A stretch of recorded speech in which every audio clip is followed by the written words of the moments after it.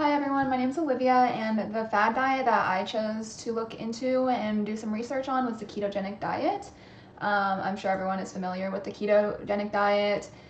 It's often referred to as the keto diet. It is a high-fat, low-carbohydrate diet, and it's gained significant popularity as a fad diet for things like weight loss, muscle building, and some other health benefits as well. It was originally developed in the 1920s as a therapeutic diet for epilepsy, but has since been adopted for various other purposes. And it works by drastically reducing carbohydrate intake, which puts the body into a state of ketosis, where it burns ketones or fat for fuel instead of glucose. So ketones become the primary energy source for the brain and the body. So the macronutrient composition of the keto diet would be high fat, 70 to 80% of total daily calories coming from fat, moderate protein with 15 to 20% of daily calories coming from protein, and then low carbs with 5 to 10% of daily calories coming from carbohydrates, or typically less than 50 net grams per day. So some of the claims is that the keto diet promotes rapid weight loss by burning fat for fuel and reducing appetite due to eating high fat and high protein, which increases satiety. And then muscle building, there are claims that that the keto diet preserves muscle mass while burning fat. And then there's allegedly the keto diet improves insulin sensitivity, blood sugar control, and cholesterol.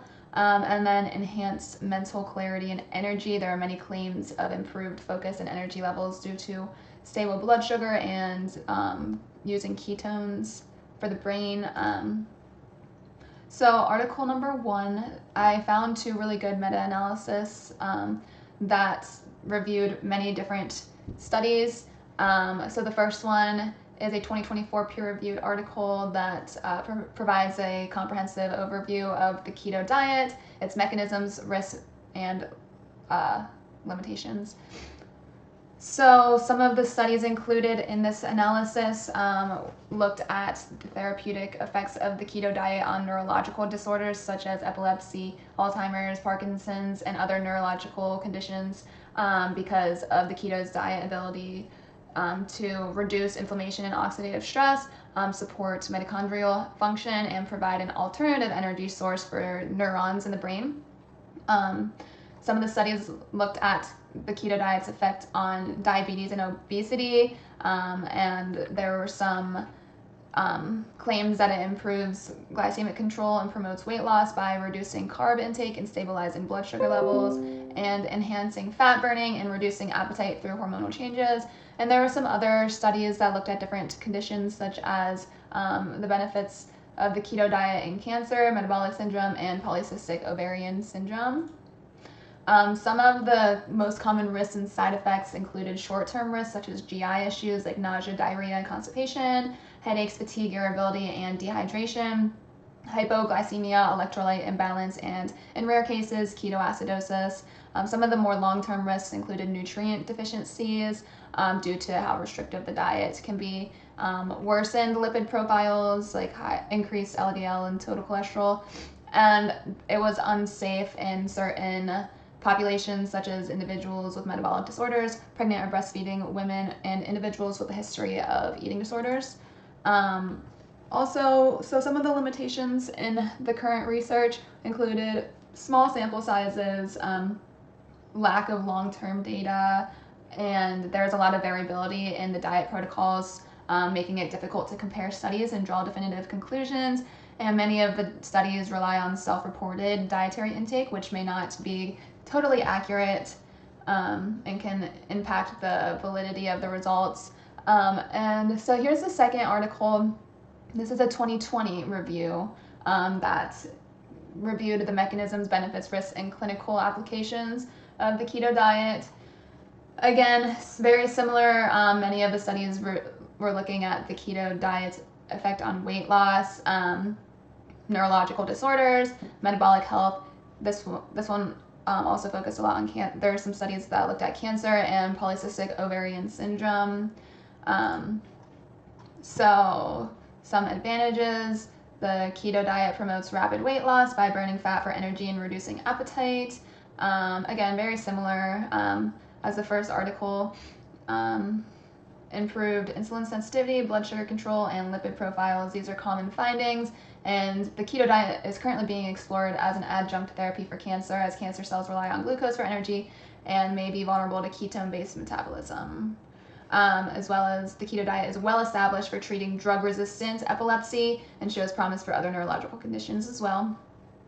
Some of the side effects and risks. So the short-term side effects were the keto flu, such as similar as the first article, or the first review found that fatigue, headaches, nausea, irritability during the initial adaptation phase, GI issues, and electrolyte imbalance. Some of the long-term risks were, again, nutrient deficiencies, worsened lipid profile, also kidney stones, and low calcium intake could lead to bone health issues.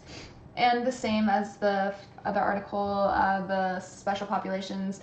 So the keto diet is not suitable for pregnant women or breastfeeding women, and those with metabolic disorders and those with a history of eating disorders.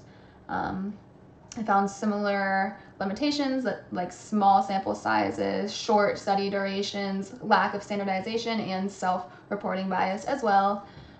So overall, the safety of the ketogenic diet, it's generally safe for most healthy individuals in the short term, but it does carry some risks of some longer term risks such as nutrient deficiencies, electrolyte imbalances, and potential long-term health concerns. It's not suitable for everybody, obviously, like we mentioned, pregnant or breastfeeding women, athletes, and individuals with certain medical conditions, and careful planning and monitoring are essential to minimize risks and ensure adequate nutrient intake.